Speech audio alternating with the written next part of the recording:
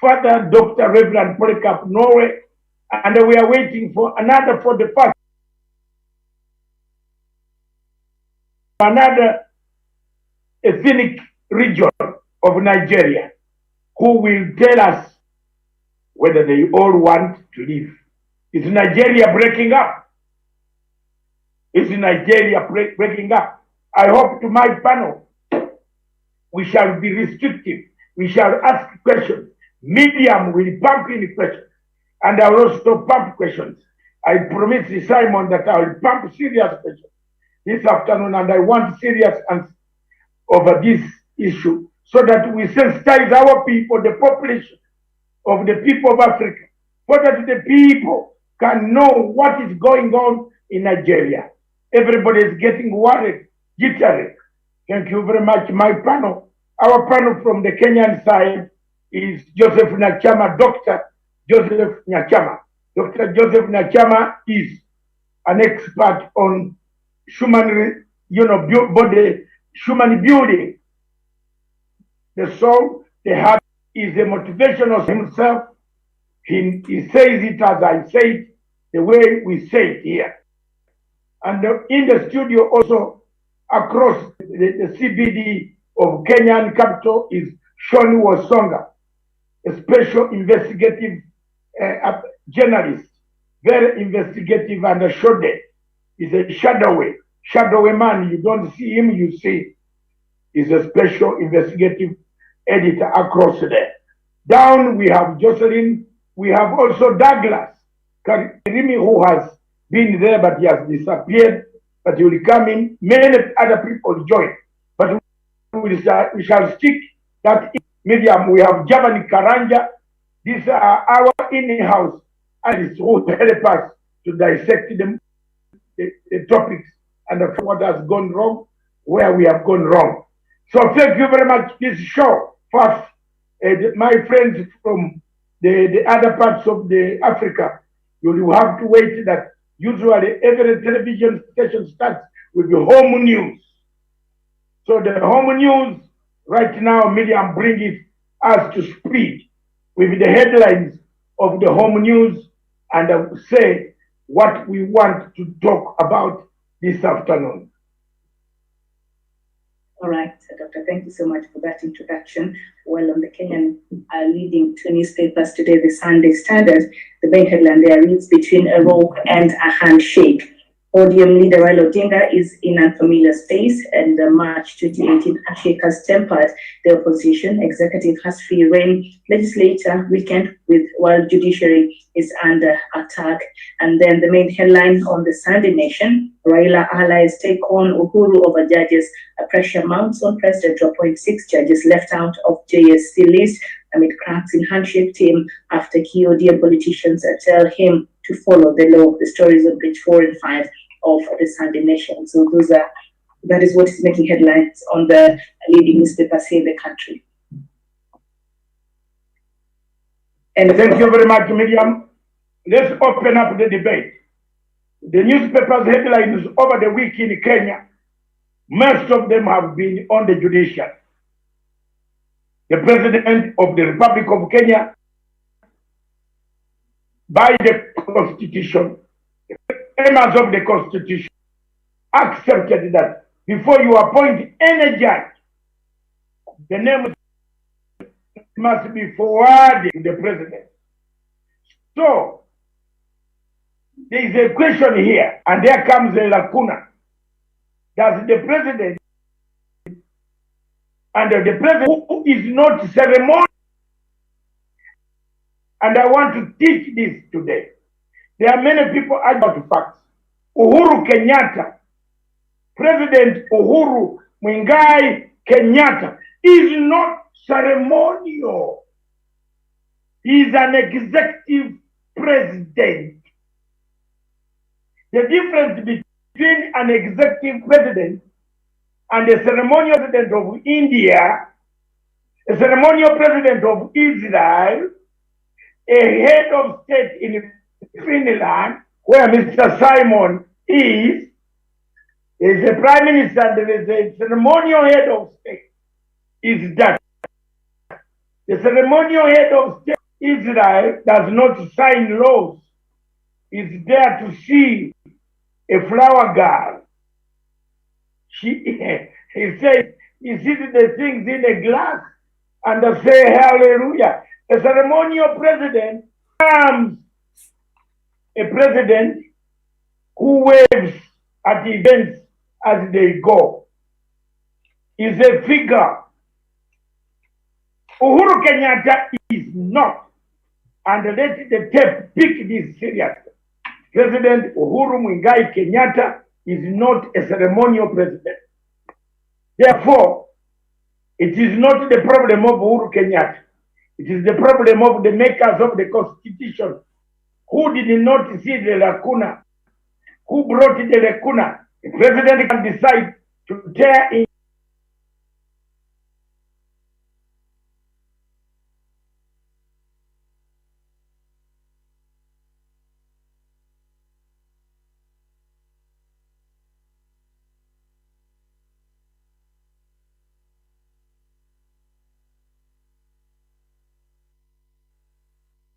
to be precise, when you say the word shall, but shall, when you say shall, but if you find that the man you are going to appoint yesterday murdered the wife and put the wife in a pit latrine, do you appoint or you don't?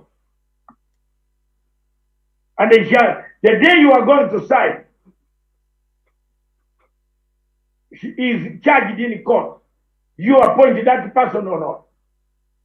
Where is the person? Where is the interest? Where is the public interest? What is you as a head of state who has executive powers? What do you do? If you have ceremonial powers, even the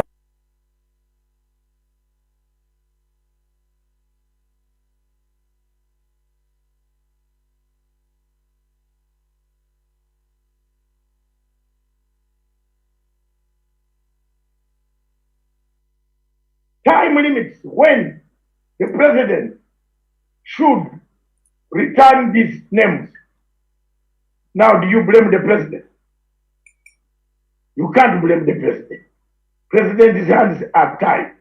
Therefore, my people on Punchline, don't waste much of the time on this subject. Just make a comment in about a minute each. Then we go. Let me start with Dr. Joseph Nyachama before I return the whole of matter to Miriam to take the charge of the other discussion on Africa. Yes, Dr. Nyachama.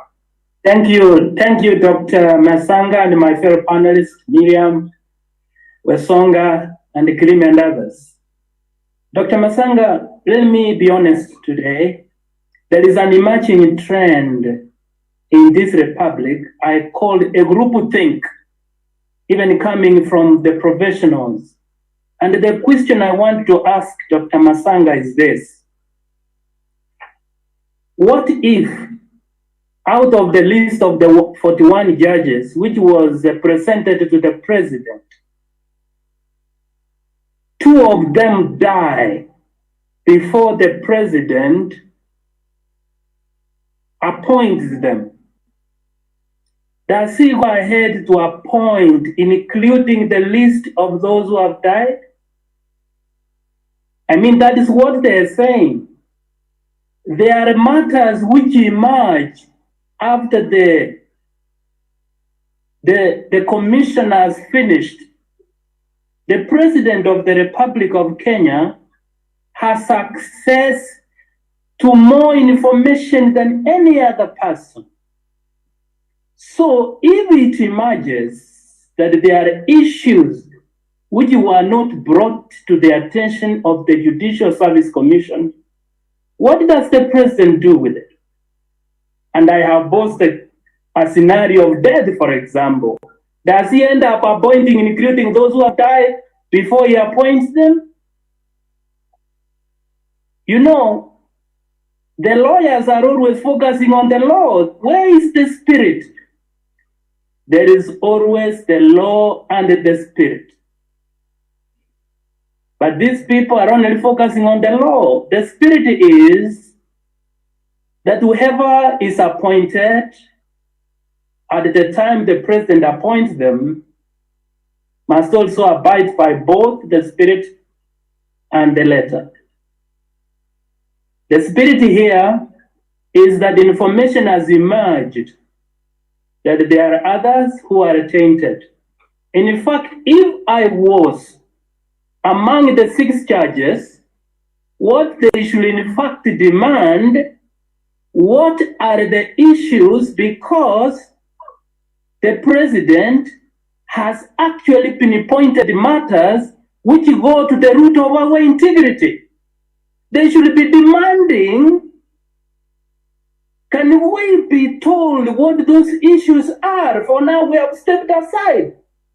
Because you cannot continue to preside over justice when on one hand you have had information that the president, through intelligence, has gone to the root of your integrity. Okay. You made a point. Thank you very much, Dr. Nyachama. You have made your point. The question is very clear. If 2 people died, 2 judges or 3, or something, a report came up about the judges being terrorists, belonging to Boko Haram or belonging to Al-Shabaab, does the president appoint? Yes or no? Wesonga.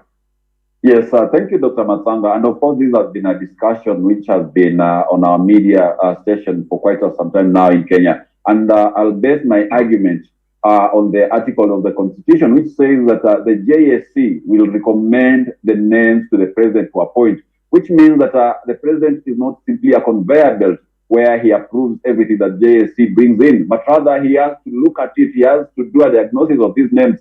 And if anything is found that is not weighing up to the scale, then he has to send back these names back to the sender. Number 2, the president listens to other agencies of the government, being the head of government. We believe that he is briefed by the National Intelligence Service and other agencies that are very pivotal in engaging the conduct of these judges. And if for any reason he finds out that any of these judges, as it were involved in any corruption or integrity matters, he has the jurisdiction, he has the capacity as the head of government to send them back to the Judicial Service Commission to recommend other judges. So I agree with you, Dr. Masanga, that what the judiciary will have done was to investigate these judges and know the problem that was there, and if possible, recommend a set of other names which will be appointed by the president. I submit. Thank you very much. Recommend, they could see, convey. We are now having words coming in. The JSC will convey.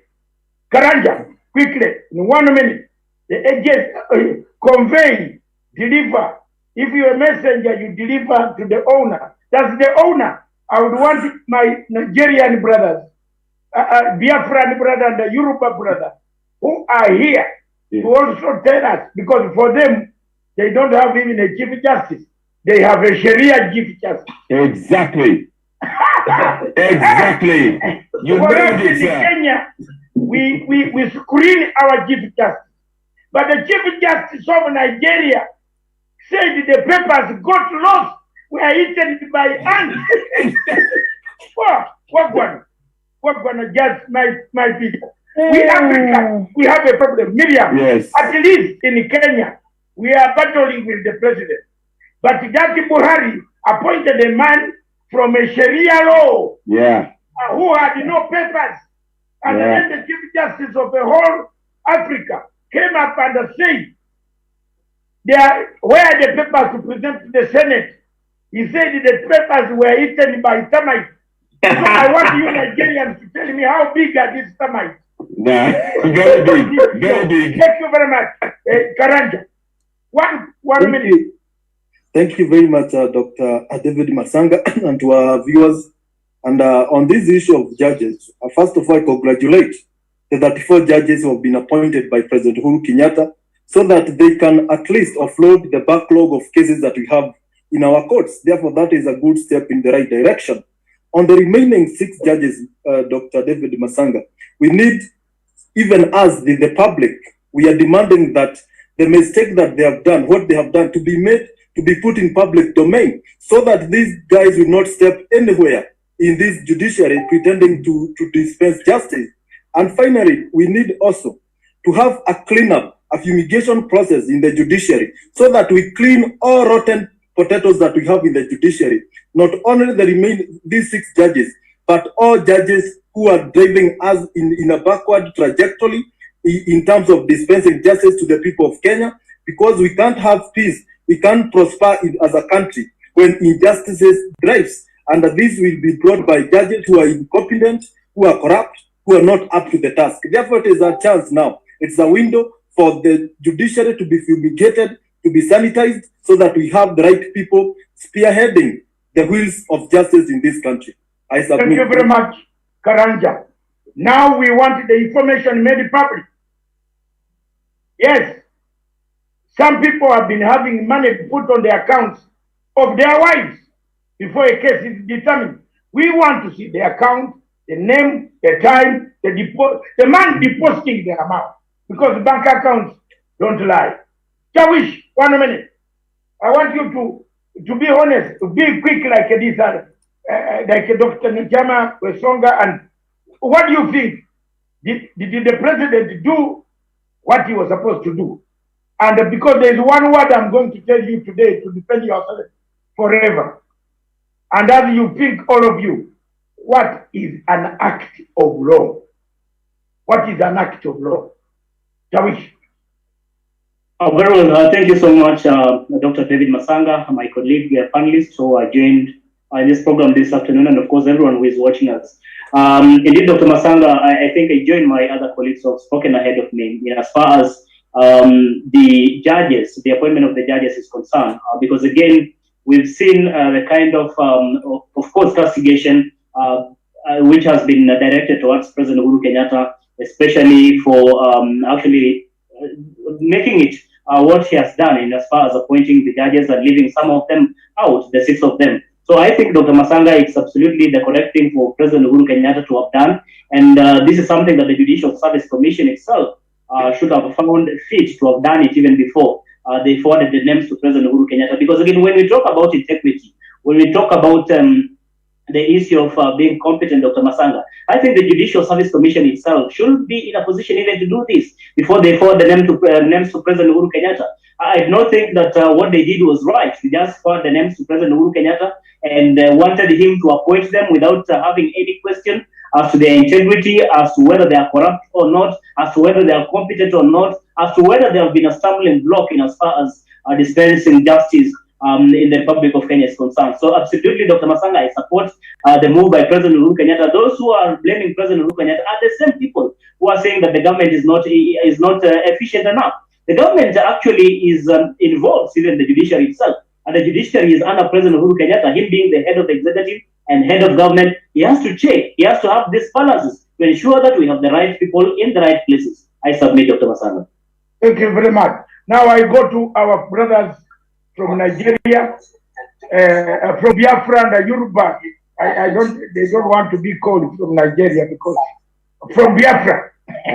And my brother from Yoruba. Yes, I don't know who is going to present on your behalf on this case, on the issue of Kenya, because we want to hear one minute on the issue of Kenya, Simon. Yes. For us here, we select the judges are put on television, ask the questions. But I'm told in your country, you select from Sharia law. Is it true? Yes, yes, in no word. But Simon, go ahead. Yes, thank you very much, Dr. Matsanga. Honestly, in as much as I would want to talk about the judges and the situation in Kenya, in as much as I would want to address this particular topic, I feel that we have no, it is not morally right to even talk about Kenya, but if it is about Africa Union or issue concerning Africa, we may talk about it. The reason being that how can a Nigerian, or of course we are not Nigerian, but how come those who are fighting to leave Nigeria will be prognosing into the affairs of a country that is functional. Kenya, as of today, is a functional country in Africa.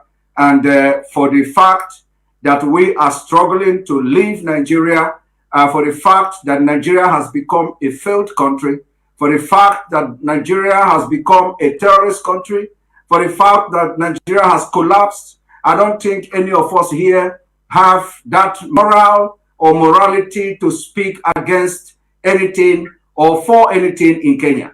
Thank you. I think, Simon, I want to correct you here. As long as you live on this continent, you told us last week, you told us if Nigeria collapses, Africa collapses. So, brother, don't bring that evasive operation. That's why. That's why. That's why I mentioned. That's why I said. Yes. That's why I said if it is issue of Africa, we are going to talk about it.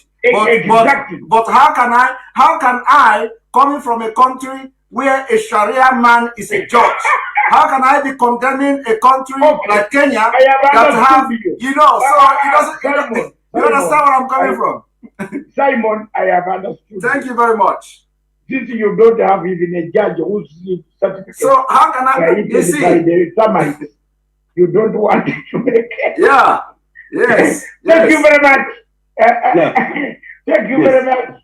Since the termites ate the certificate of the Nigerian Chief Justice, yes, we just assume there is no Chief Justice in Nigeria. Exactly. So therefore, the man has summarized it by saying they feel ashamed even to criticize our selection. Exactly. Let's give them that chance. Miriam. Thank you. Thank you very much. I want to tell you, as we begin our new topic, on Africa, I want to tell you, there are 3 words: Karanja, Tawish, Nyachama, Miriam, and Songa. The act of law. Who assents to the bill that comes from Parliament? Who signs the bill? The president. Doesn't the president at times refuse the bill? Which gives the magistrate and the judges powers to imprison people, isn't it? Yes. Yes. So which is powerful? Which is it a subsection? Did you do mathematics, some of you? Yes, I know. Subset, set, and sign. I failed in mathematics, so I don't know. I cannot calculate at the moment. Now I have to, tell my brother Simon and others that I failed in mathematics. Therefore, I hated mathematics. But one is a subset of the other. Wesonga is a good person in mathematics. So if there is a subset within the act of law, what stops the president to open up a subset and correct it? Nothing. 2, President Uhuru Kenyatta is not ceremonial. He's not Jabril. At least in Nigeria, we have Jabril. The other one disappeared a long time ago. The real man. So President Uhuru Kenyatta is a real man. He's not a ceremonial man. So he has to read. What about if those names that were sent, there is a warrant inside that said, we are arresting you tonight, Mr. President. And he signs it. The judges will lock him up. Why didn't you read it? Those are 2 key things. The last one, the word you pick here, convey. Convey. English word, Simon and Jocelyn know how to interpret English. The rest of you here, you can interpret conveying. If you are conveying greetings, it's different. You convey me greetings, I can refuse them or accept them. Depending in the mood I had with my children in the house. If I have woken up badly, I could as well say, what is it? I don't want to hear your greetings. So thank you very much, Miriam.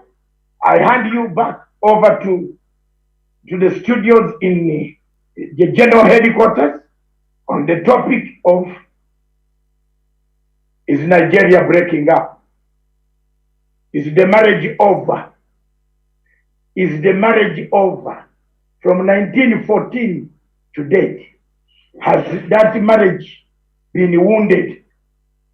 Are there holes? Is the water dripping faster in the Atlantic Ocean? Is it who is responsible for the collapse of Nigeria? Any hope of Nigeria? Any hope of a referendum? The Biafrans want a referendum, nothing short, nothing tall, nothing left, nothing bottom. The Yoruba want rearrange Nigeria. Rearrangement of Nigeria looks very real. I have never found one who comes on this TV to tell us he wants to remain in Mr. Jabrilu's government. So here we are.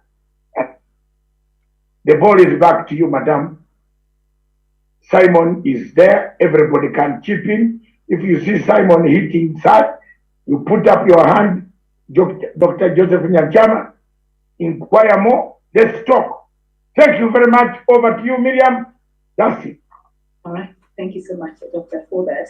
And the latest from Nigeria, before we get into this conversation, Nigeria will prosecute anyone found to have breached the country's ban on the social media firm Twitter, a government spokesperson has told the BBC. The government announced on Friday it was suspending Twitter's operation in the country. Mobile phone networks blocked access after being ordered to do so, but some users are getting around the ban. The move comes after Twitter deleted a tweet by President Muhammadu Buhari for breaching the site's rules. Some users saw his post, which referred to Nigeria's civil war 4 decades ago, as a veiled threat towards Biafran, a nation. The government said on Saturday the tweet's removal was disappointing, but not the only reason for the temporary suspension. And the tweet that was posted on the Twitter handle of President Buhari, will just read a bit of it, and that will start our conversation this afternoon. Many of those behaving today are too young to be aware of the destruction and loss of lives that occurred during the Nigerian Civil War. Those of us in the fields for 30 months who went through the war will treat them in the language they understand. And of course, a Twitter spokesperson said the post was in violation of the Twitter rules. The account owner will be required to delete the violative tweet and spend 12 hours with the account in read-only mode. The statement did not give any further details. I'll just start with you, Simon. Your response to President Buhari's tweet last week. Thank you very much for yet again this opportunity to be here today. I have come here to convey a message to the Africa people. I have come here to let the African nation know, in case they pretend not to know what is going on in Nigeria. The issue of whether Nigeria have collapsed, whether Nigeria disintegration will happen, whether there is going to be rearrangement of Nigeria, is something we are going to discuss objectively today. One thing the Nigeria and the Africa people should know is that Biafra has made up their mind to leave the evil conception called Nigeria. The statement coming from the president or from the presidency, because in case you must have noticed that in Nigeria is the only country that doesn't use a word like president. They use rather presidency. So, and if you pay attention to the posts on Facebook from the presidency, you find out that a verified account of the supposedly president posted a statement, a speech that was signed by the special assistant or the SSA on media and publicity. And in entire Africa, I do not know whether any one of us watching today all over Africa have seen a country where people will be killed, where Fulani will massacre the people, the citizens of the country, and a president, a verified account of president on social media will post a speech. And the speech, instead of coming from the president, a man called Garba Shehu will be the signatory to the speech. That is the situation of Nigeria. As I'm talking to you today, those who are claiming that they want to rearrange Nigeria, this particular program is targeted for our African brothers. Those who have the thinking that rearranging Nigeria is possible should have a rethink. In 1960, before we have the 1963 Constitution, when Nigeria was still practicing the regional government, we have no terrorist activities in Nigeria then. When people are saying Nigeria should go back to regionalism or regional government, when the regional government was very effective and worked for those who believe it worked for them, we had no Al-Shabaab, we had no ISIS, we had no Boko Haram, we had no Fulani terrorists. As I'm talking to you right now on this day, the 6th day of June 2021, Nigeria have 6 terrorist groups from the north. 6 deadly terrorist group from the north, and the 7th one in the making. How can you now rearrange Nigeria and then rearrange the terrorists? It is impossible.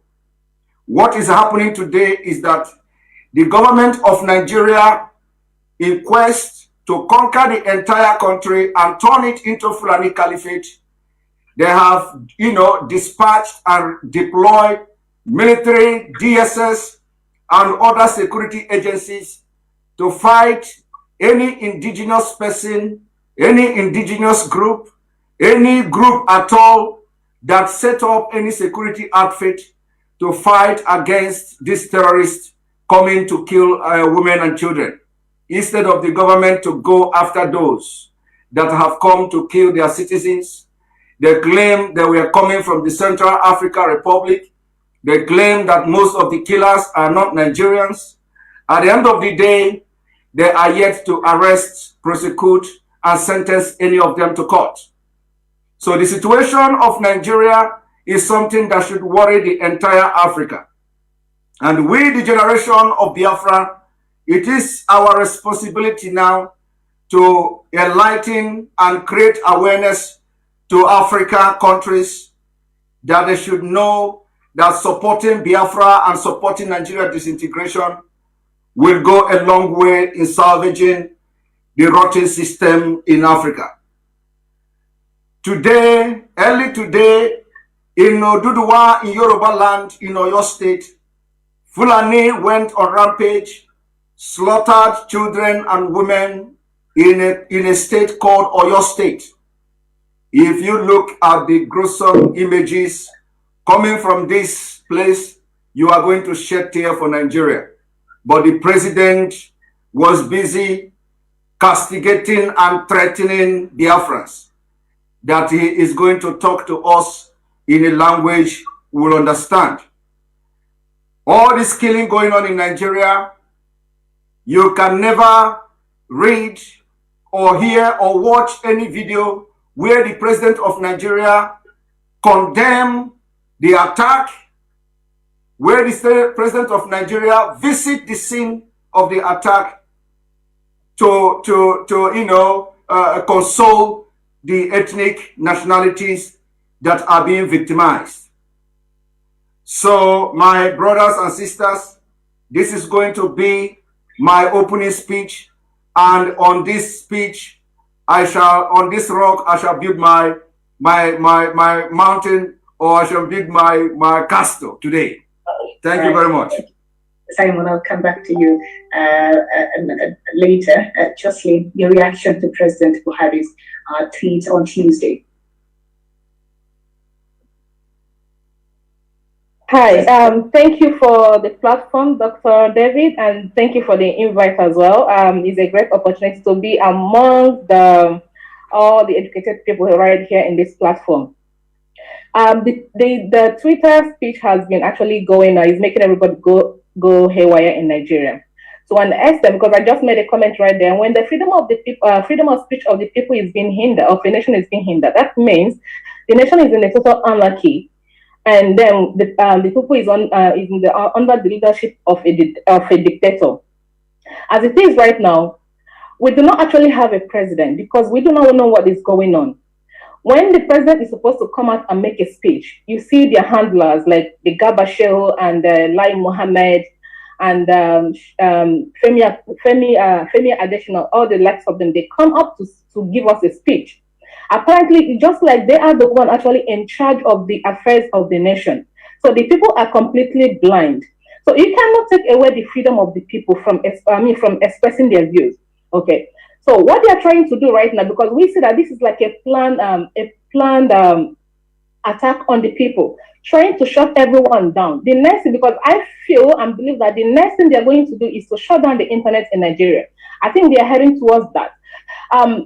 They are doing it in such a way that when everything starts to unfold, people will not be able to report what is going on. So we are able to get all this report because our people are sending us reports and sending us images and videos of what is going on. Then we can be able to report it. So if they're able to take away their right of freedom of speech, then how do we get the report? How do we know what is going on? That means we will be totally blind of what is going on back home. Last night as well, one of our Biafran lawyer was actually attacked at the middle of the night. How can a police or DSS go to someone's house after 3 a.m.? They did not break down the gate. They did not open the gate, but she jumped fence into the building. And one of the security personnel was killed in that man's house. And they took other people away. What is their aim? Why are they targeting this particular set of people in Nigeria? It is worrisome. It is worrisome. The life of everyone back home is at stake. Not just only the Biafrans. The plan these guys have for us is to actually, surround us all without us knowing that we've been surrounded. And when this thing happens, this will be it is going to be a killing spree in Nigeria. This is a planned deal. This is what they have planned for every one of us back home in Nigeria. And we are saying no to that. We are saying the president do not have any right to threaten anybody with a war speech. And right now, what the people from the northern state, they're actually supporting him.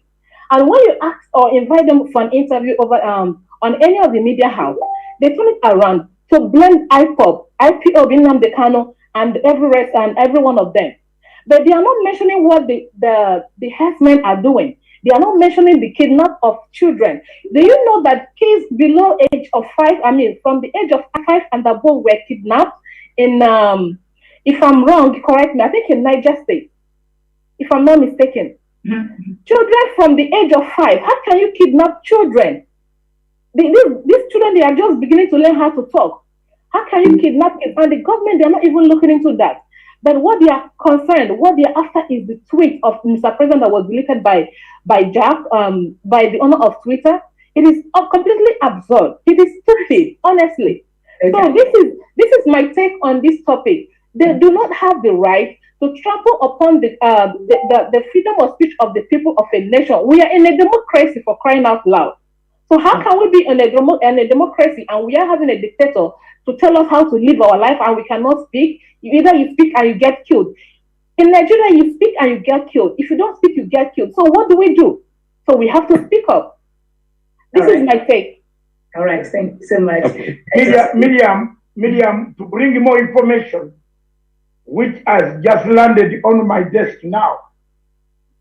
There is a siege on a bar Ifeni Ijefor family house in Onitsha. Oh my gosh. From last night. That's what Jocelyn said here. Yes, I have friends, I have very close people there. I received information firsthand. This is Onitsha, Eastern Nigeria, Sunday, June. A few hours this morning, the police, the army, the security, the intelligence surrounded the house of one lawyer with his family by name Onu Ifeni Ejof, and his siblings. They took all the people, they have taken them, beaten them, they have taken them away at night. I get these reports of extrajudicial elimination on a daily basis with photographs, with videos. So when we talk here, Kenya is a member of the United Nations Security Council. Kenya is a member of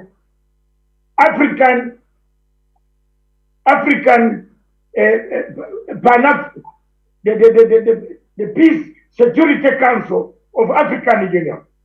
So, gentlemen, when we talk here, we are talking at the seat of the United Nations, and the President Uhuru Kenyatta will be interested to know some of these facts, because these are things coming up in the Security Council later on this week. People are being killed. You kill all the siblings. Thank you very much. That's the information I wanted to give. Thank you so much, Dr. Matsanga, for that information. Yes, Kenya is the chair of the AU's Peace and Conflict Council there, Reverend Father Polycarp. Now, Nigeria has banned Twitter from the country. That is after, Twitter, removed a tweet by President Buhari last week on Tuesday, where he says that he will treat, especially those people who want to call for secession from Nigeria, he will treat them in the language they understand. What do you think the president meant by this? Well, I thank you for calling on me for this platform, Dr. Masanga and Miriam, for the moderation.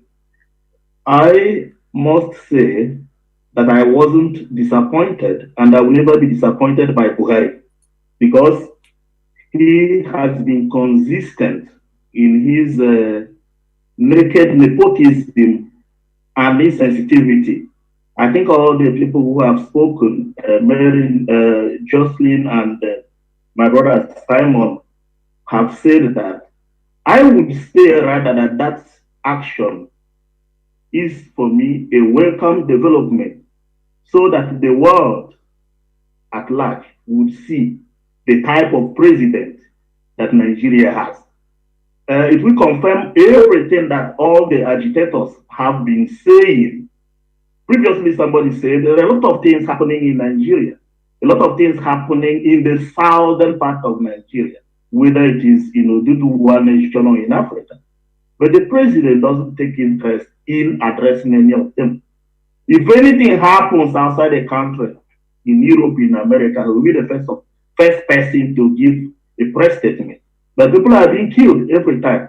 Just last week, hundreds of people were killed in a neighboring community in Ebonyi State.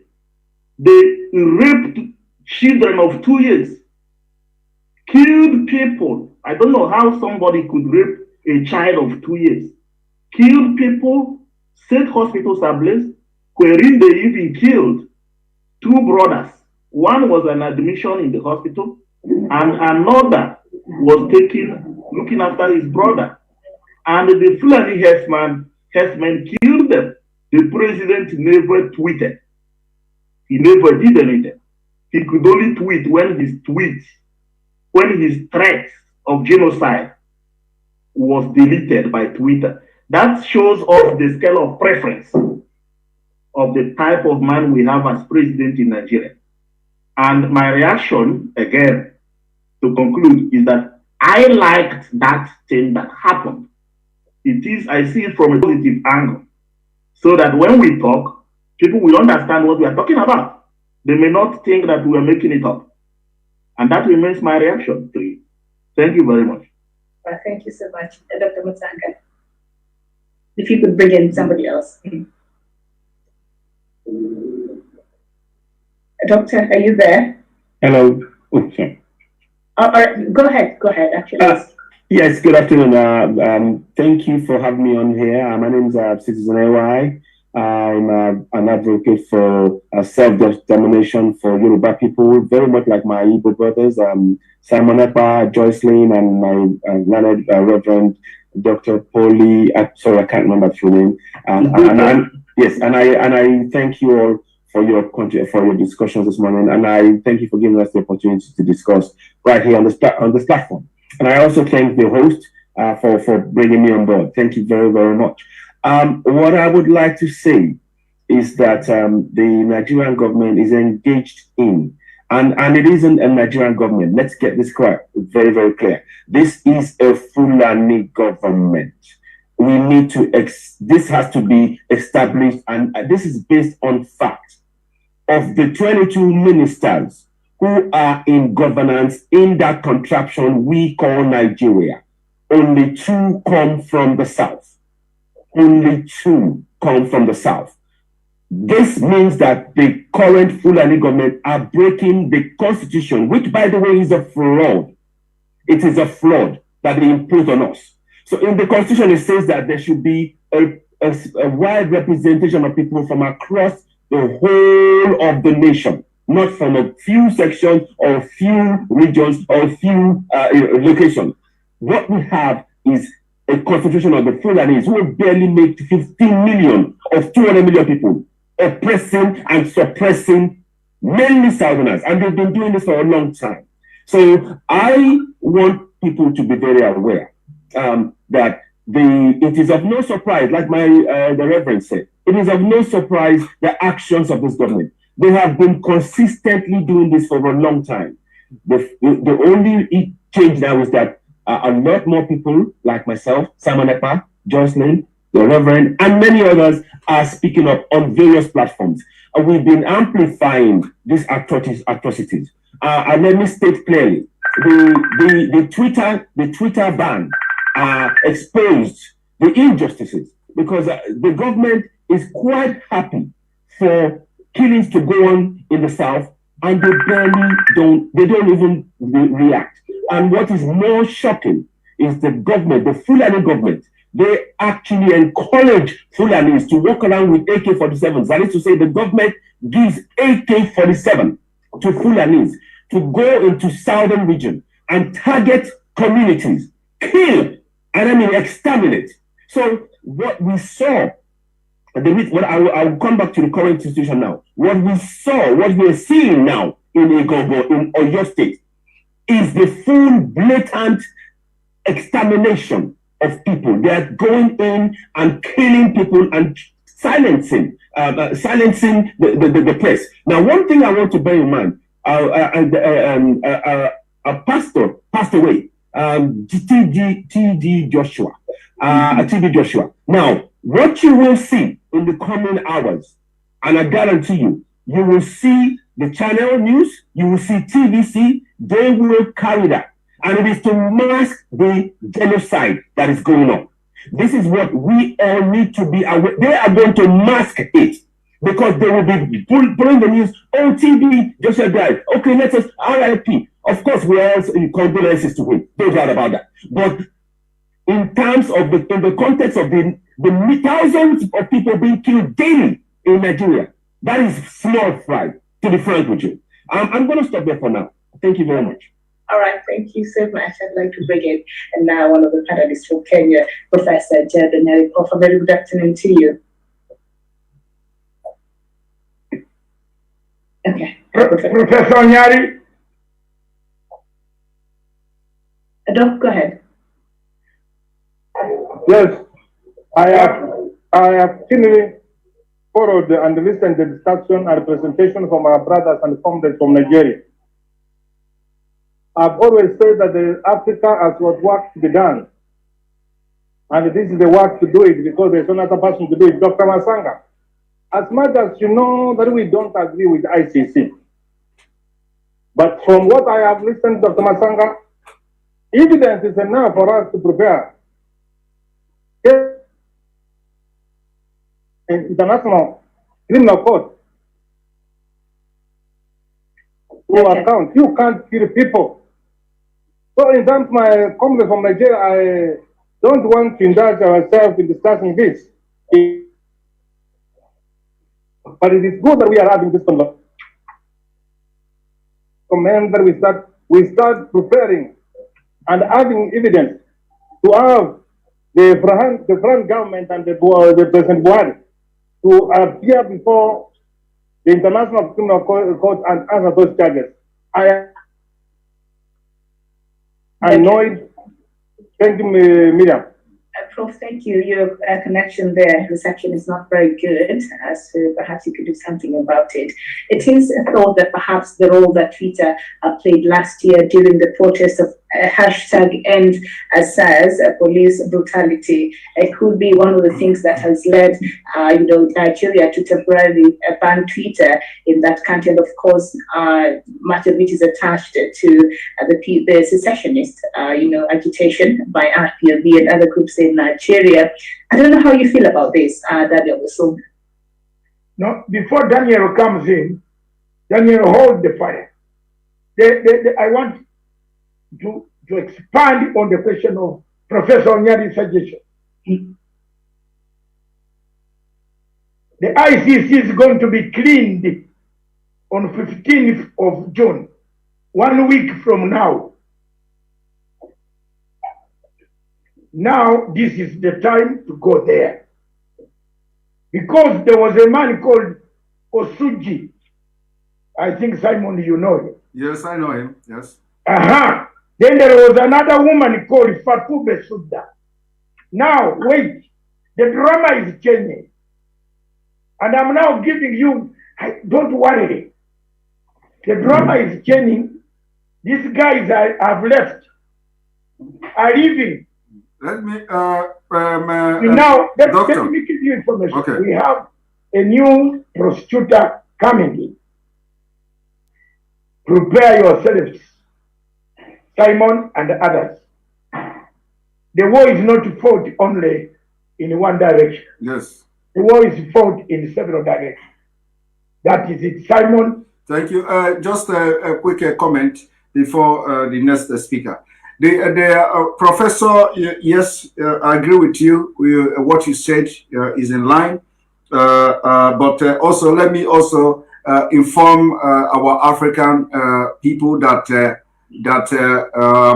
the ICC and the other international body has also opened a case on Nigeria. According to what we heard, they came to Nigeria for investigation, and the Nigeria government decided not to cooperate with them. And this is issue that raises a very serious concern.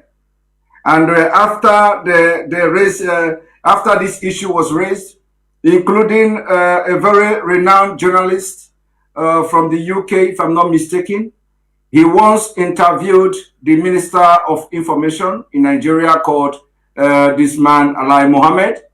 He interviewed him and grilled him and asked him a lot of questions. Why did Nigeria government decided not to cooperate with investigators? This Minister of Information denied having knowledge of anything. And everything he denied during that interview is what they have all implemented now. Number one of them is banning of Twitter. They want to implement the censorship of the social media. They want to control the social media. That Minister of Information on that interview denied having knowledge of any bill to control social media in Nigeria. And on that day, he also denied that Nigeria government refused to cooperate with the ICC when they came in for materials, when they came in for investigation. So let it be on public knowledge that they have attempted, even the UN came to Nigeria for fact-finding to investigate the issue, the cases against Nigeria government. They never cooperated. This is a problem.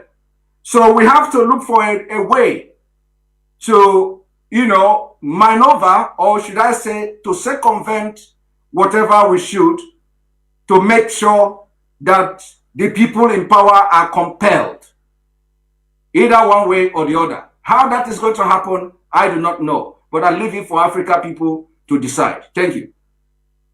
Miriam, maybe. Miriam.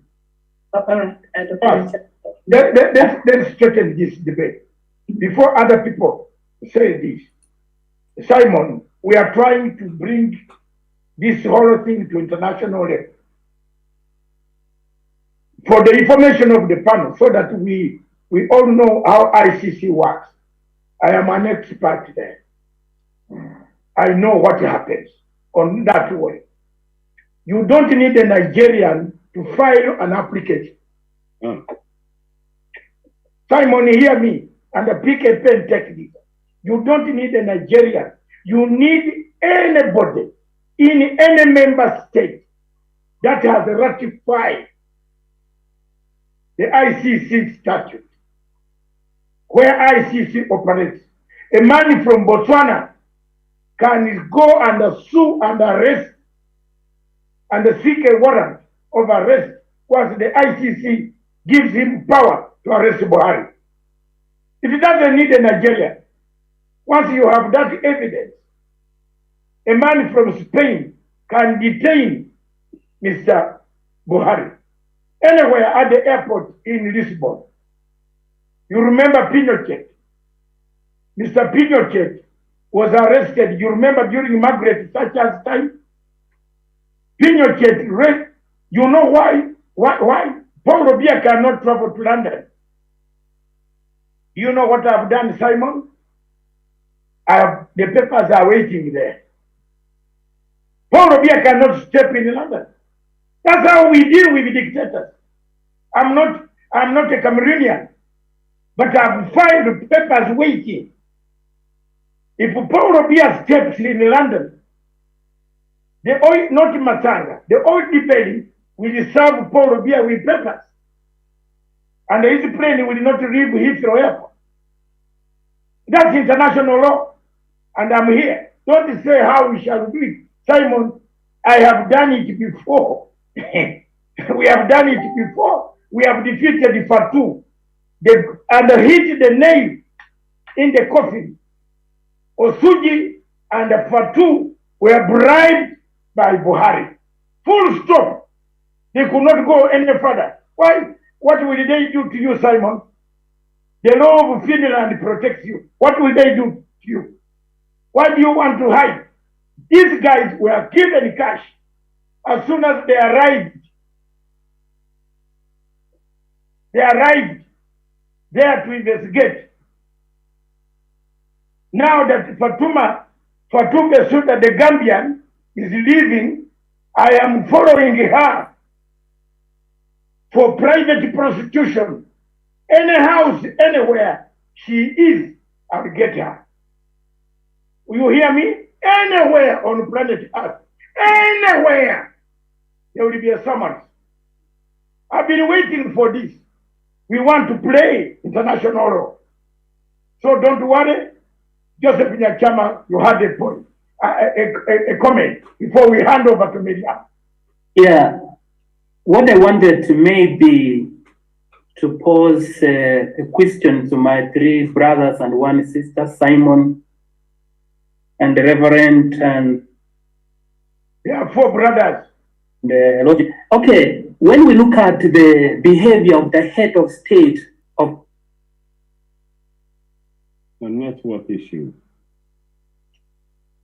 We cannot hear him. Okay, we apologize for that.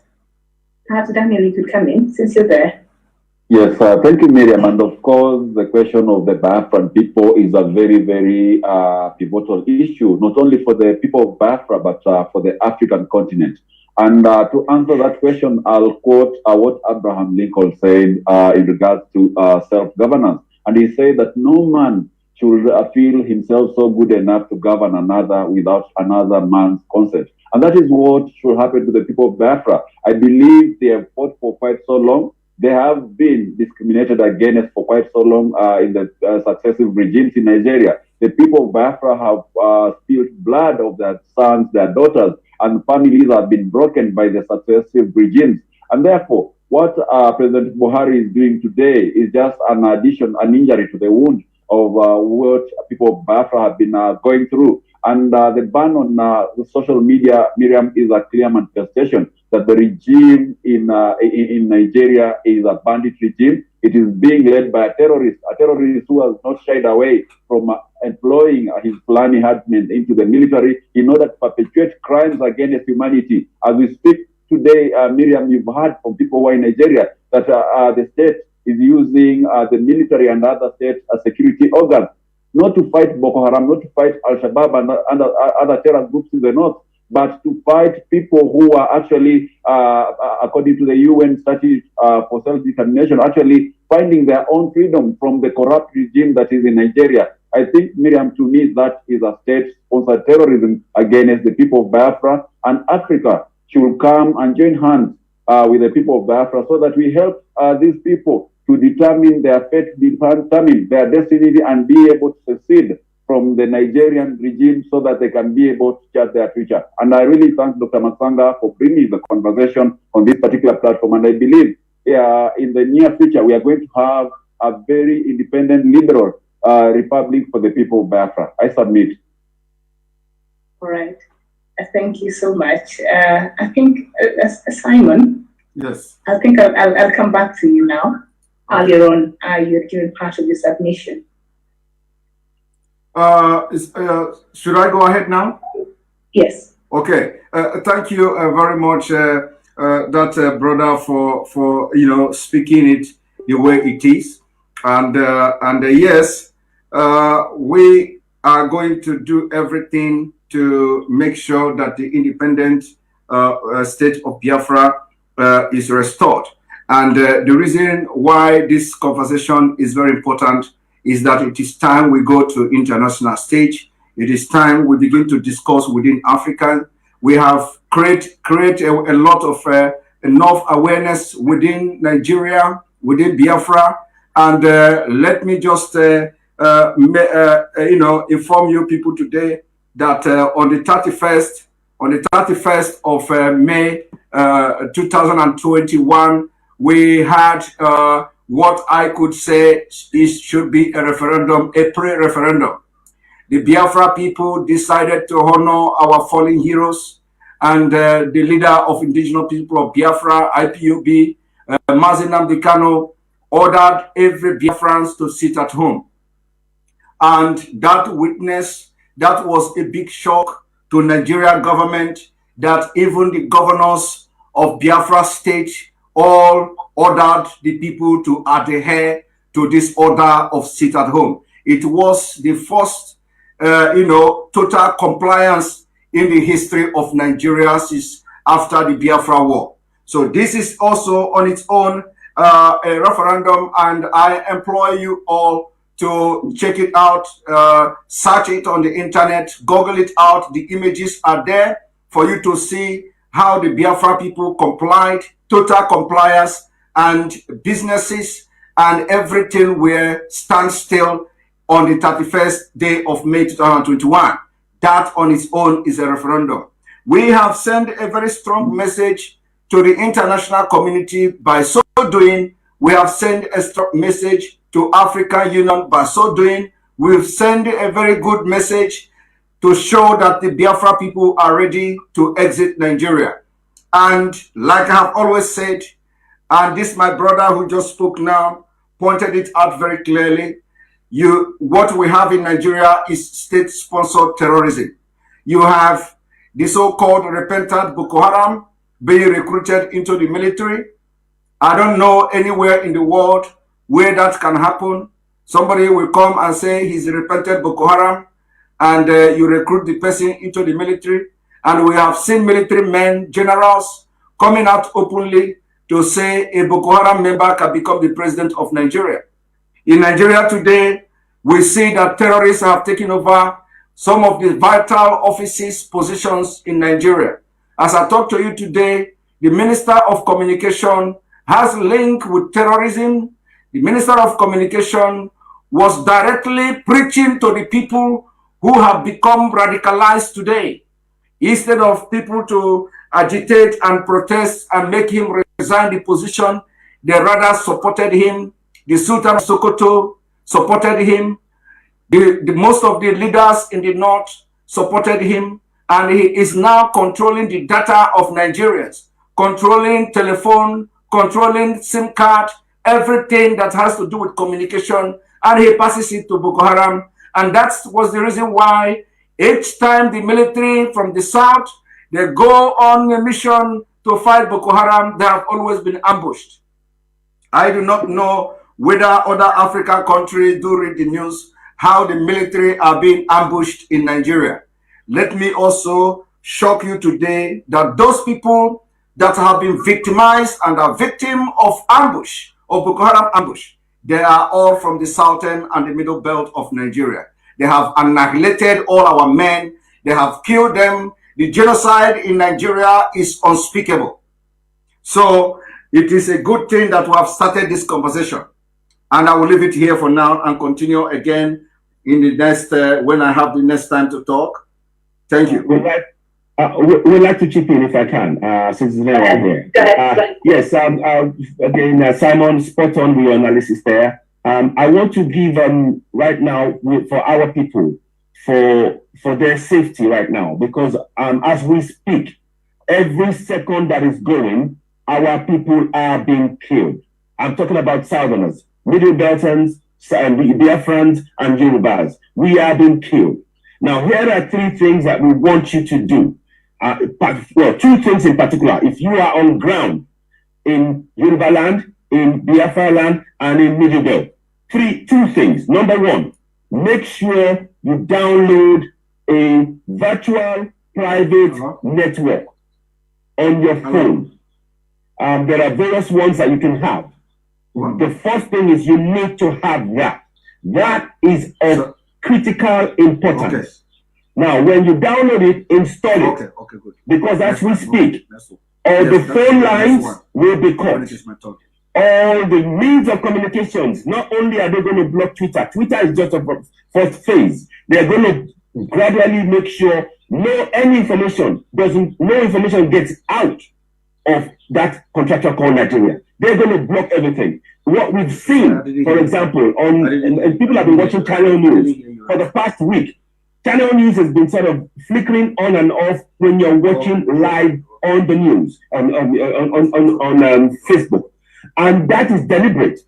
It is something they are controlling. What they are trying to do by doing that is to lull you into a false sense that everything is okay or it's just network.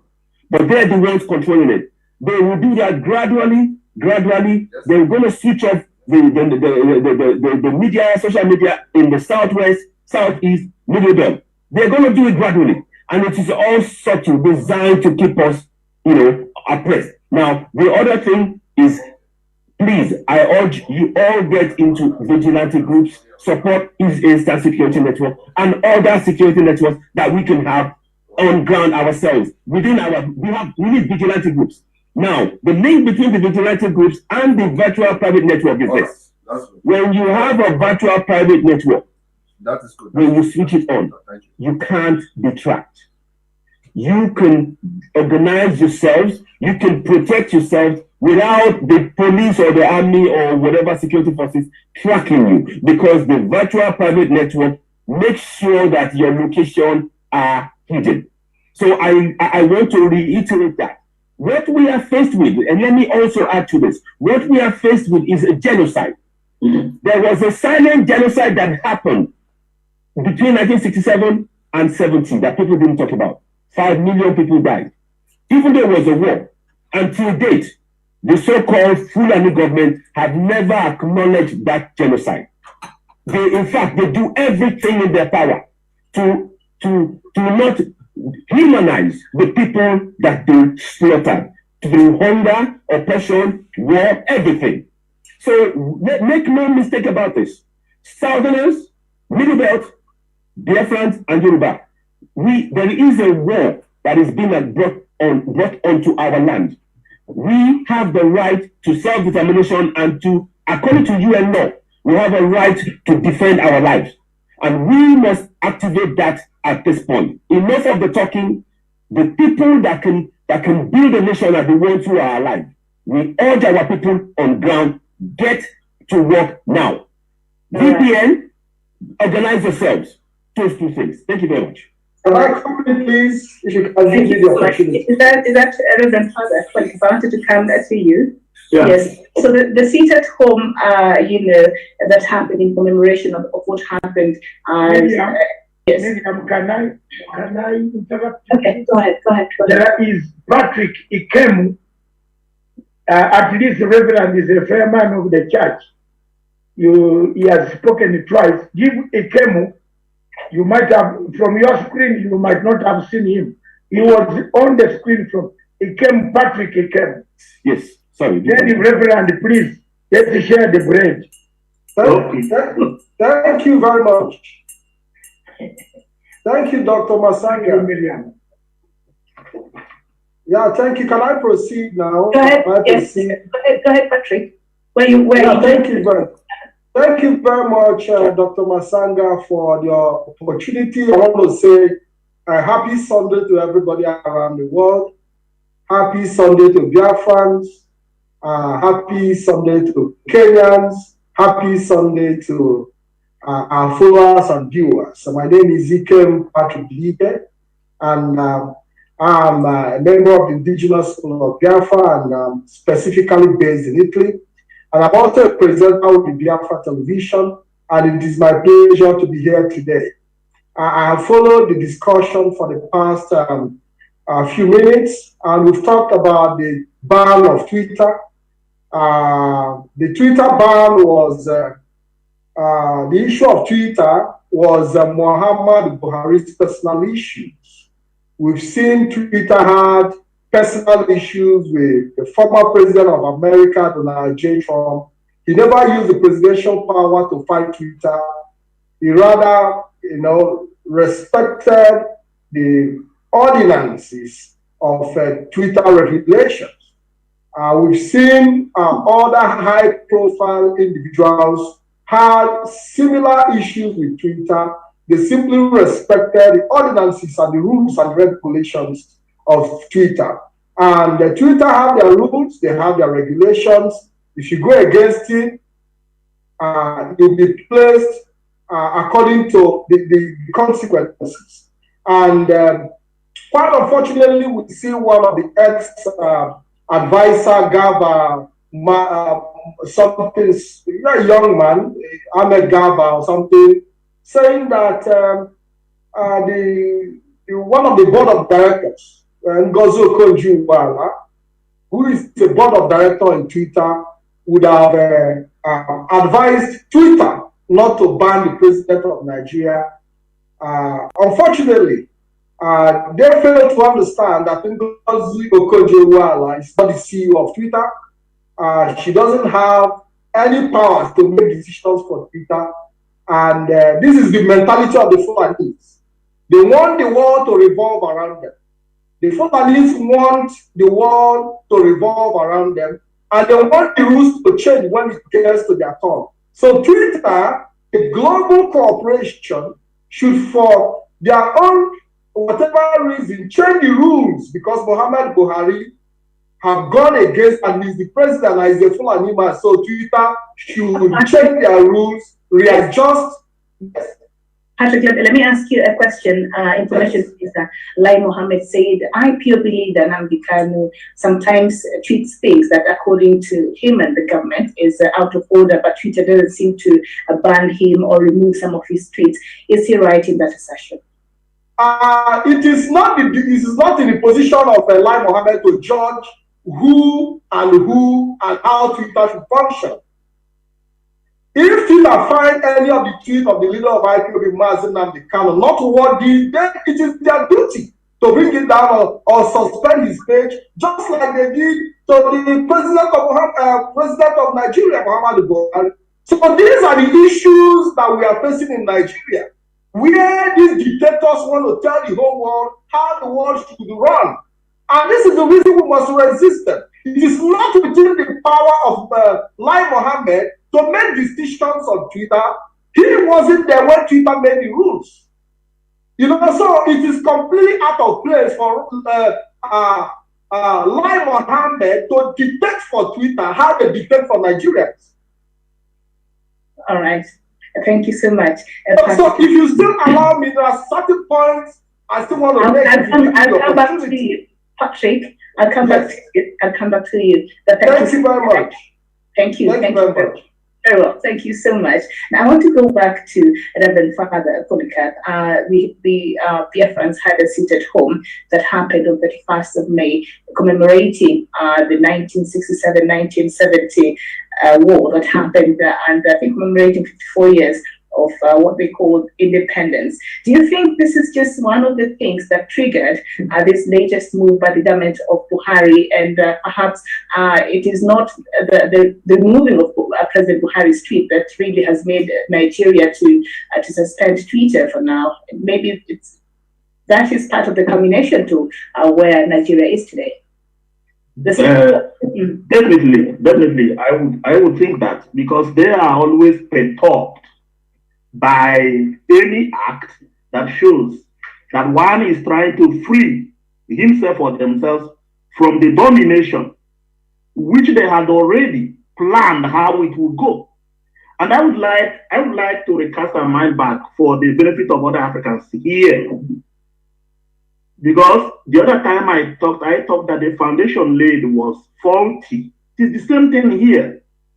Nigeria is a creation of colonial expediency and chauvinism. They planned this thing very well. This domination of Fulani, let us imagine, Fulani is not so many in Nigeria. They first of all came in, conquered the northern Nigeria. Outside people are not among. They conquered them. They are now conquered people. When we go to the northern Nigeria now, we have this number of children, out of school children who never go to school. They are called Amajuris. These are children of the outside people. Now they don't go to school.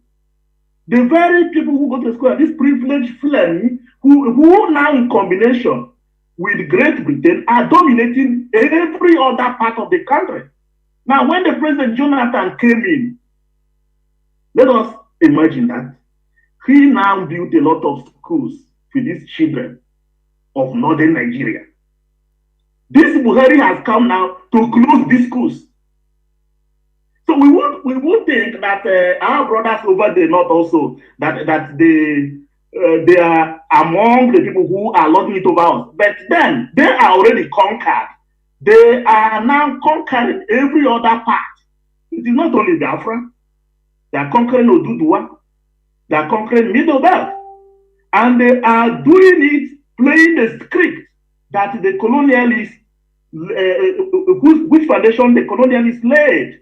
They made sure that the education system that time didn't entrench liberal thinking, the type we are doing now. They didn't want it.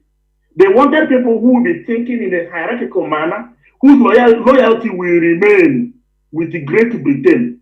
And that is why these things we are saying and what we are up to is an uphill task. Nobody should think that we are only up for war with Fulanis. No, because every other part of the superpower is afraid what will happen when these nations lump together in Nigeria separate. And that is actually the reason why they combine to make sure that Biafra lost during the Biafra War. Because in Biafra, in the loss of Biafra, many other free-thinking nations in Africa died. The fear was this. Had it been that Biafra won, then other nations around Africa, which were lumped together like Africa was, like Nigeria was, would have gone their way. And that is what these superpowers do not want. And that is still the case now. If Nigeria, if Africa is to stay under the domination of the superpowers, they wouldn't want Biafra to go. They wouldn't want to do the one to go. Because if these people go now, then it will be a part of a sort of a domino effect. Other people will be thinking, what happened? And the whole of Africa will begin to think. So people can actually rule themselves. That is where I want my brothers and sisters from other parts of Africa to concentrate on, to see why it is incumbent on you people to support us. We cannot do it alone inside Nigeria. You see how they silence everybody. That is what has already been planned over a century now, before this amalgamation. So, my brothers and sisters, I plead with you. You see how it is going in Nigeria. Many things, there is censorship of media. Unfortunately, this dictatorship that is in place now came into power through the media. The Nigerian people came together, used media, said, no, we didn't want the People's Democratic Party again. And Buhari was a man who had cried for decades that he wanted to rule Nigeria. Many people didn't suspect him, but few people knew him for who he was. Eventually, he got the power. And what did he do? Open the package of the plan they had about establishing Fulani caliphate in the whole of Nigeria. That is why you will never hear him make any comment about the massacre going on in southern Nigeria. It is going on in Oduduwa Republic. It is going on in Biafra, but he will never make a mention of that. Down there in the south, he has disarmed everybody. They don't want anybody to go with guns. But the Fulani headsman marooned with AK-47, killing people at night, morning and afternoon. And nobody makes a case about it. Once they finish their work, the Nigerian army and the police will rush into the community to make sure that there's no retaliation. And this is what they don't want us to continue to expose. And that is why they will continue to interfere with this social media. So my brothers and sisters, it is a sincere plea that we do not leave the nationalities in Nigeria alone. I am here not only for Biafra, I am also for Oduduwa Republic. I am also for our brothers and sisters in the Middle Belt. Please, it is an urgent appeal. And I'm very grateful that this platform exists, this television exists, which will help us to continue this sensitization. Thank you very much. Thank you, Miriam. Let me take it here now to compliment Miriam's ability to have brought out that question directed to you. You have brought out something very important, and the panel, especially Nobo Zibide. I want to hear from you. Are there external forces that are worried of Nigeria getting independence from certain states getting independence, going away from the cobbled Nigeria of 1914? Just to be very, isn't it that what the Reverend has said? Father, you are saying there are external forces. One of them is Total Oil, another one is Shell BP. Okay. Simon, your group should tell us about these external forces. But let's hear from the gentleman, the lawyer man with the only guy with the English tie. This is on the panel. Hello, everyone. Hello, everyone. It's my pleasure to be here. I'm very excited that these issues are being discussed here. We are all here for each other, to have each other's back, to make sure that we secure life and property within the 4 ages of Africa. We are very, very keen and determined to do things in the right way and to correct things. There are external forces. You know, in Nigeria, these external forces have financed a lot of projects to make sure that they keep Nigeria as one forcefully against the wish of the people. Companies like Chevrolet, Shell, BP, Total, they are external forces. They are not only the external forces. We have some Arab countries who are financing some Islamic agendas to have what we call total dominance.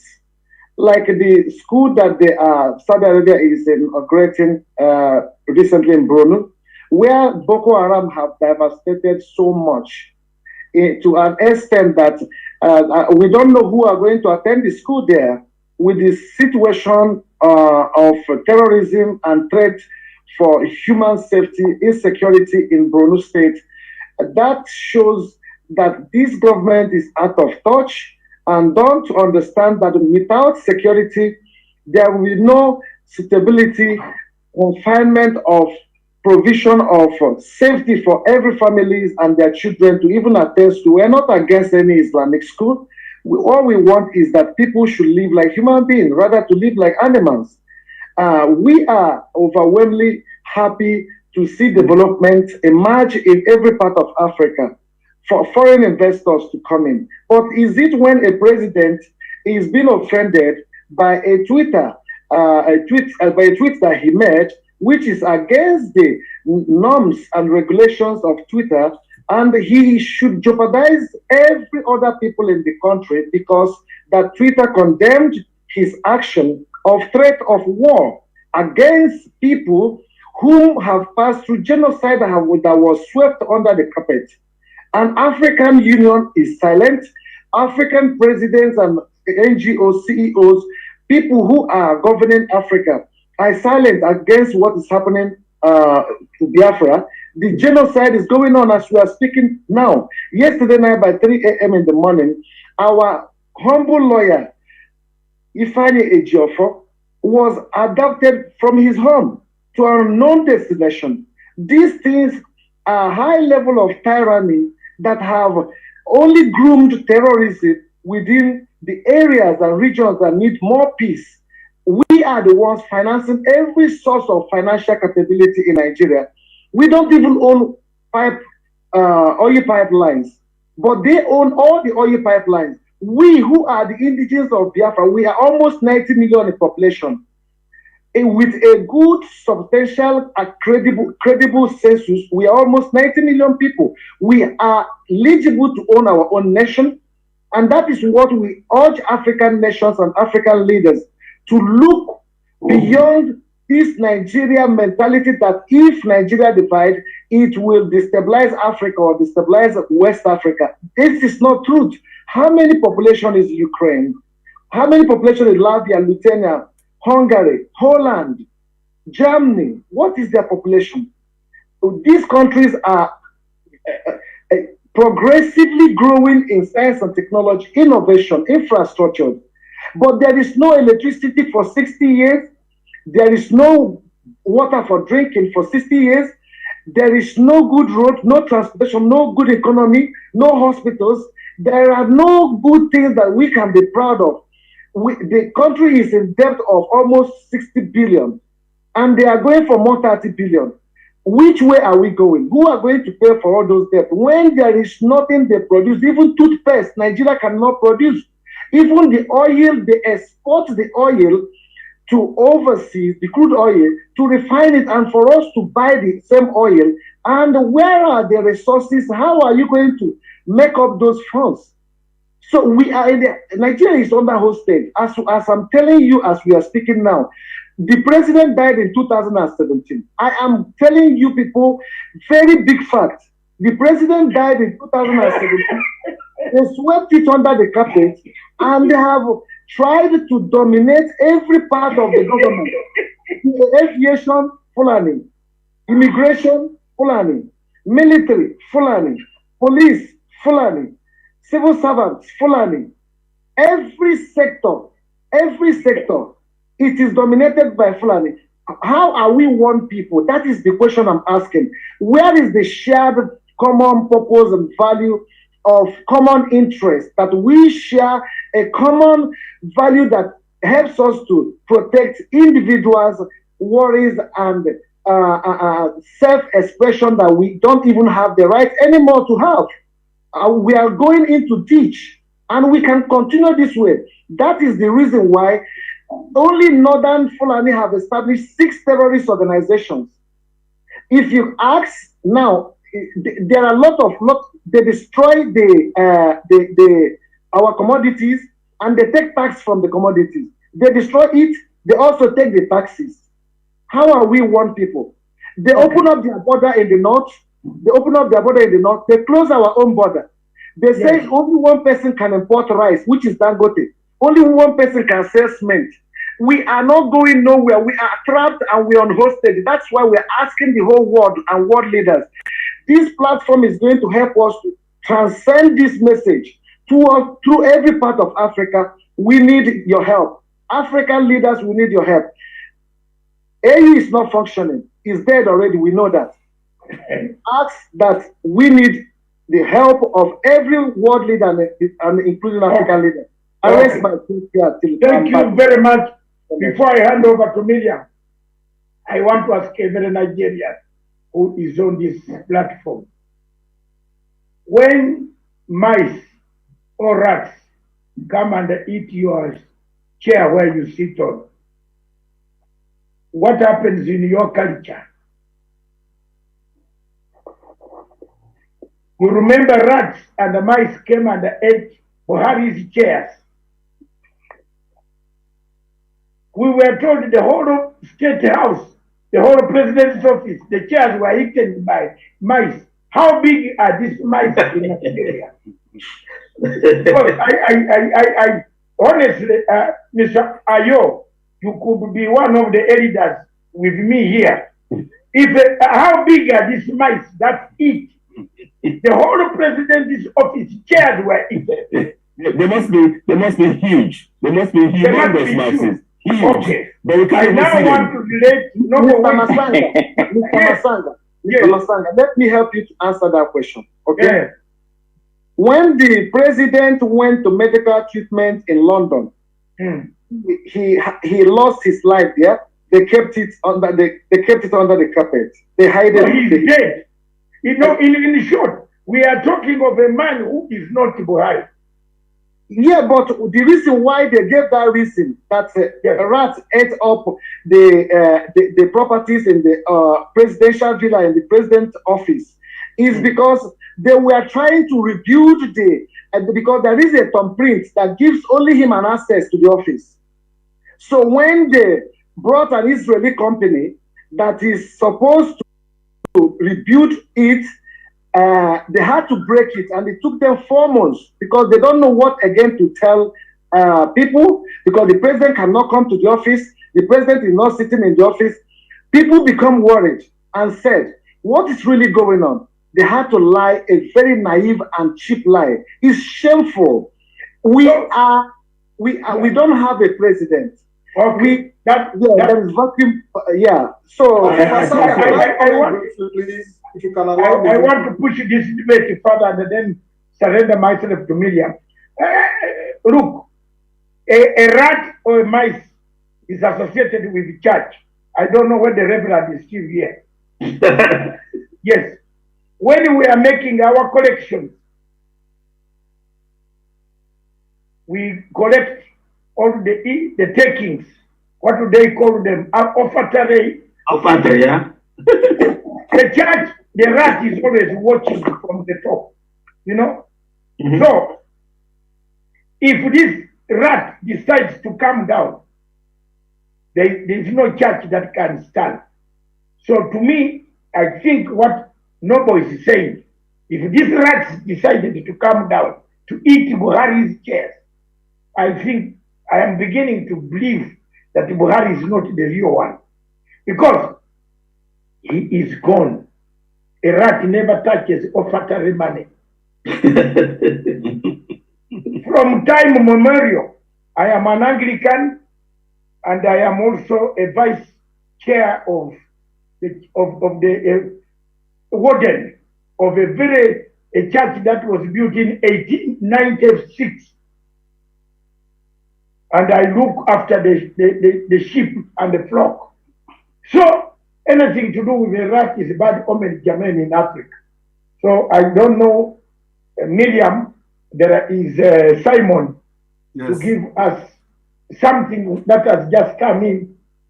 And then I hand back, you take it over from there. There is Maina. Another Ambassador Maina has come now to provoke us, but tell Onyari to be on standby. Right. So thank you very much. Thank you so very that much. they can tackle each other now. Okay. Ambassador Maina come for Mr. Simon. I'm not in Kenya, I'm in Nigeria. Oh. No, you are, Ambassador Maina is in Paris. Are you in Paris or where are you? I'm in Enugu State. Wow. No, You say he has come here for Simon.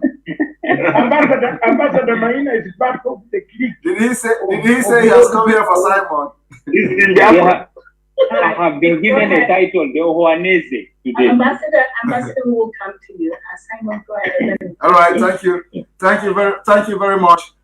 First of all, let me make it very clear for those who are wondering why would the Nigerian government, my brother, wondering why would the Nigerian government build this school in a terrorist control zone. The reason is this.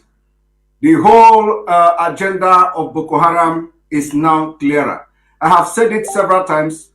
There is no genuine freedom or activist from the northern Nigeria Muslim. This is a fact. Everybody that is from the northern Nigeria and is a Muslim and is shouting about activism, telling you how bad Nigeria is, they are not genuine. These are the people that are being used to deceive people and distract you, thinking that there are some people from the north that want Nigeria to progress. Everybody have one agenda. The agenda is that there will be more comfortable in an Islamic Nigeria than in a secular Nigeria, in a secular state. Everybody who is from the north and is a core Muslim will be happy in Islamic Nigeria than a secular Nigeria as it is today, where you would challenge him anything he does, where you will challenge the CGN for advocating for Sharia to be imposed in the southern Nigeria. They don't want that kind of challenge. They want to stay in a country where they will just make a pronouncement that now establish Sharia in Enugu State, Sharia court, establish Sharia court in Ogun State, and all that. And before I read what you see on the screen now, I'm going to read this information you see on the screen. But let me make this comment first. So what I'm trying to say here is that everybody and everything you see today happening in northern Nigeria is something that has been planned long ago. They are now comfortable with the Islamic State. Will ask me, what is the reason for Boko Haram? Why is Boko Haram fighting? Boko Haram is fighting for Islamic State. Now, what is the CGN of Nigeria fighting? CGN is fighting for Sharia. What is the difference between Sharia and Islamic State? When you have Islamic State, it is the same doctrine. Why do you think that a core Natana and a Muslim will fight against Sharia system? They can't fight against Sharia system.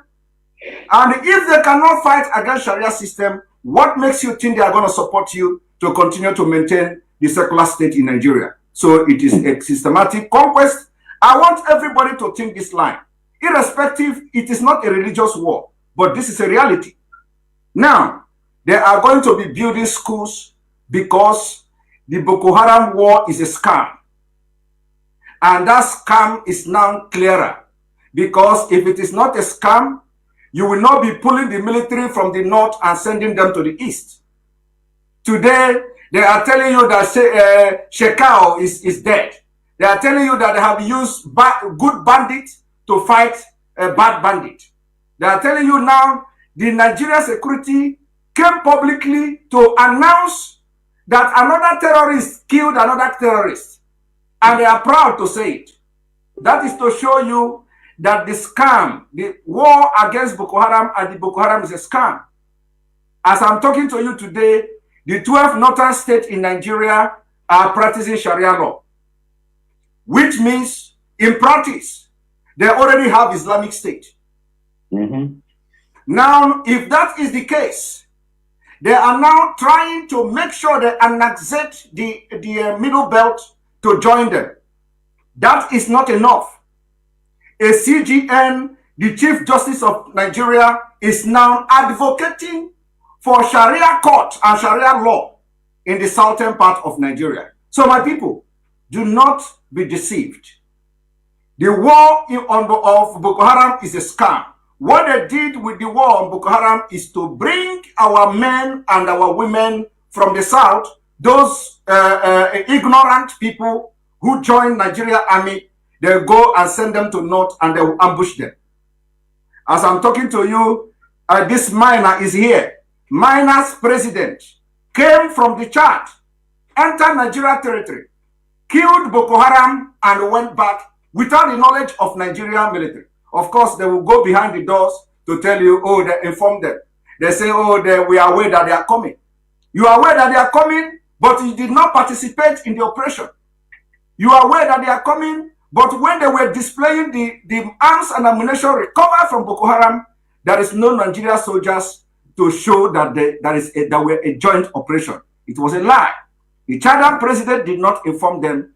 The Chadian army did not inform Nigeria because they know that Nigerian military has been compromised.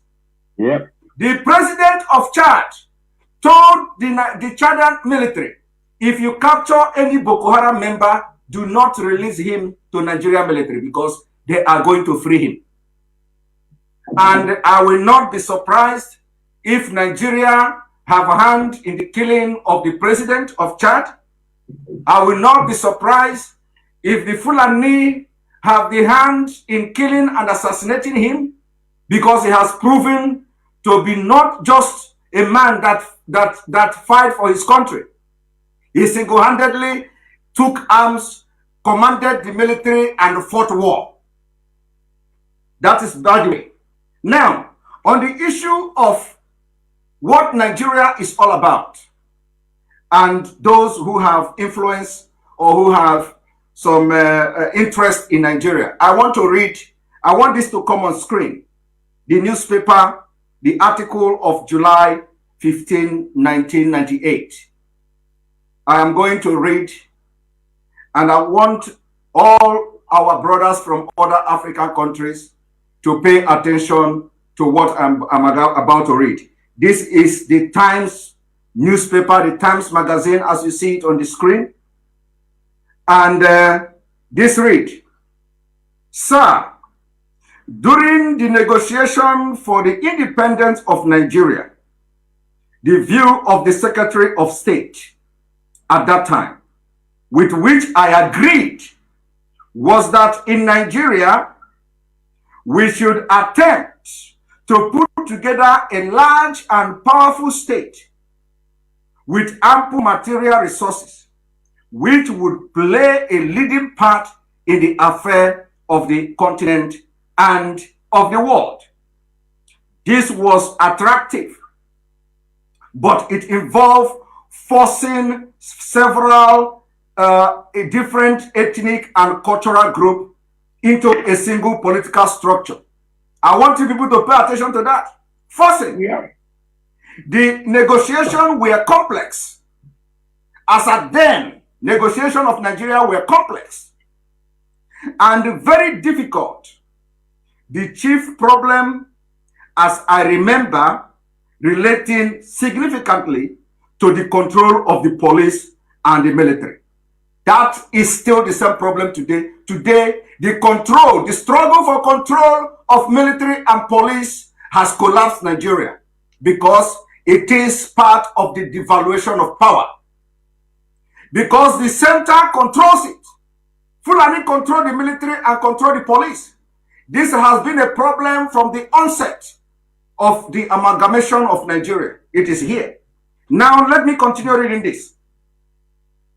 In retrospect of 40 years, it is clear that this was a grave mistake. Forming Nigeria was a grave mistake. This is coming from a British man who was directly involved in amalgamation of Nigeria, or at least in making Nigeria a nation. He said it was a grave mistake, which has cost many lives and will continue or probably continue to do so. The question is, why would Africa country sit and watch when the British have made it very clear since 1998 that the formation of Nigeria have cost so many lives and will continue to cost so many lives? How many lives more do we want Nigeria to cost before we disintegrate Nigeria? It has cost between 1967 to 1970 over 5 million Biafrans. And we are still counting. Let us continue reading. No. This is very important that we read it till the end. It's just very small. It would have been better to establish several smaller states. This is what we are fighting for now. It would have been better to establish several smaller states in a free trade area. In exportation, it must be said that we did not then have the example of the collapse of Yugoslavia and of the Soviet Union before our eyes. It should now be clear for all but the willfully blind to see that it is extremely dangerous to force diverse racial and social entities into a single rigid political structure, such as that which is being built upon the foundation of the Maastricht Treaty. Recent history suggests that it would be best to complete the development of the common market and to call a halt to political integration in Europe. And the person is Sir Peter Smithers, Parliamentary Private Secretary to the Minister of State and Secretary of State in the Colonial Office between 1952 and 1959.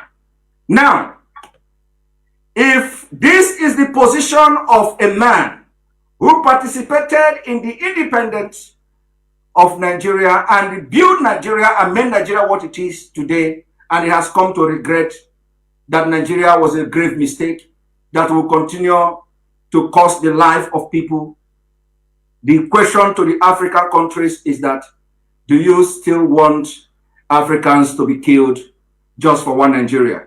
Or do you want a disintegrated Nigeria that will benefit the entire African nation? I want also to show on the screen the differences, the incompatibility. Simon. Yes? Simon, sir, for the purpose of the time, we have on the 30-minute satellite. Thank you. So I would like, we have seen that car of Sharia. All of you have seen the car with Sharia schools that are being built across the southern part forcibly. No, it is not Sharia school. It is important that I explain that just 1 minute. Just go ahead. Okay. The car you see, if you can put the screen, so the picture, the car or the picture of the car, if you can put it on the screen, it will be very good. What you see on that car, like you can see it now, the text read, Center for Eradicating Innovation and Establishing Sunnah. Now, yes. How do we, the modern generation of the southern Nigeria, want to be part of people that want to eradicate innovation? This is the problem. This is to show you that, like I said, every northern Muslim who claim to be activists are deceiving people. They are going to be more comfortable in a Nigeria that have Sunnah than innovative center. Thank you very much. Thank you. Hillary, can you mute your microphone, please? Yes, thank you very much. Now, Miriam, back to you.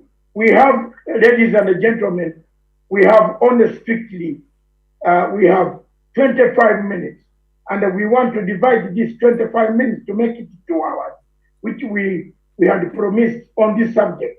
So we want, when you come to speak, please speak, hit the point, and we have allowed this to, because we wanted to get the gist of the whole thing which Simon has brought to us. That is very good. Now, I invite Miriam to invite Mr. Ambassador Maina, who has now changed the tactics from Paris to Enugu. Now, I don't know what he has gone to do in Enugu, but here he is. Miriam. Go ahead.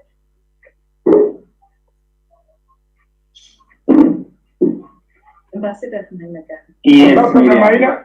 Yes, yes, good afternoon or good evening, I don't know. Let me thank you, Dr. Masanga. Today I come for Mr. Simon because I did some clarification and information. When you called your brothers and sisters African to come and support you, you need to give us a clear agenda, what you have, how do you want to run your government, how did you plan, and which quality of government do you want to have? Do you want to have a regime, the monasterial, you want to have a presidential with election? How do you want to build your capitals? How are you going to accommodate different people, let's say in another part also of Nigeria want to join to you? How do you plan to accommodate them? You know, African, we have one problem we did not want to acknowledge. Everybody wants power. We have seen it in South Sudan. When South Sudan was fighting, they was united at one stone. But the moment they give them their freedom, they was disintegrated. They become enemies. They shed each other like they never know each other before. Now, I want to know exactly what is the planning the Biafra want to put on the ground to make sure that African Union can fight, Africans in general can fight for you, to stand behind you. Dr. Masanga knows that many African countries stand behind South Sudan for years in order for them to get this independence. But at the end of the day, people pay the price, to be honest. You know, people was disappointed even.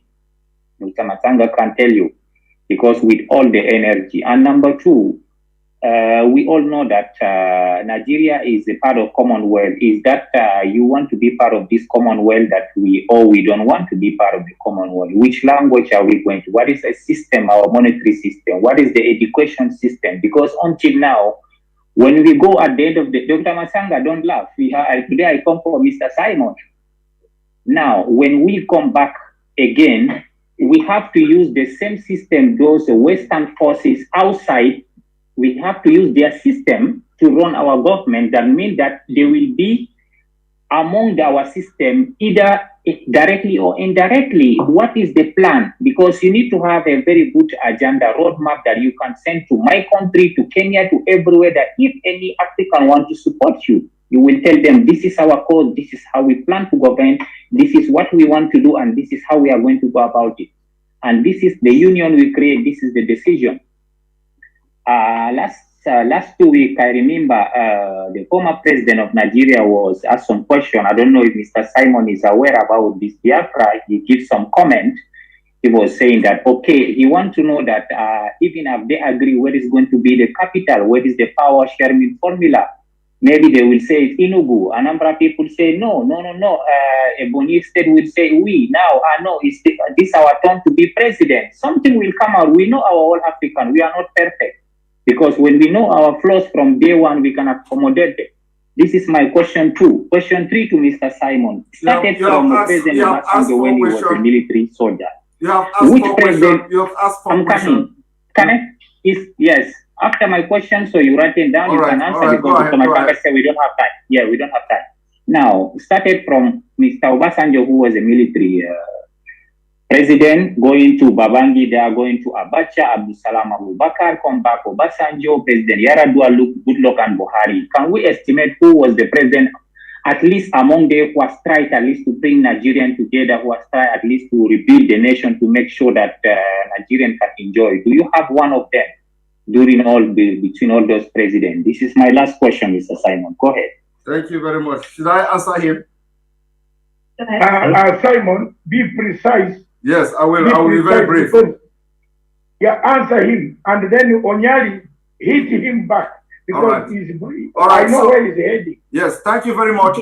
He asked what type of country are we looking at? We are looking at the Confederation of Biafra. It is going to be a confederation. And then he asked about, he mentioned about Sudan. With all due respect, without insulting or looking down on any tribe, you cannot compare Biafra people with Sudan. With all due respect, we travel all over the world. We have learned, we have come to embrace civilization. And let me tell you, democracy started from Biafra. Are you aware of that? So it is going to be a democratic system. We started democracy. Europeans learned and copied democracy from Biafra. This is a fact. I challenge you to go and research about it. Biafra is democratic by nature. The family, extended family system, everything we do in Biafra is democracy. So we are going to teach Africa what is democracy. Why you are mentioning Sudan? Sudan is better than Nigeria today with the war going on there. Are you going to compare Sudan and Nigeria? Isn't it a shame that as bad as you think Sudan is, they are being ranked alongside shoulder to shoulder with Nigeria? So, but we are telling you, the worst of Biafra is going to be the best of Sudan. We are not going to be the same thing because we have Biafrans scattered all over the world. And in case if you don't know, why most of the people shouting for Biafra and agitating for Biafra and millions of Biafra in diaspora, and of course those back home who have the guts to speak, is because we want the best for Africa.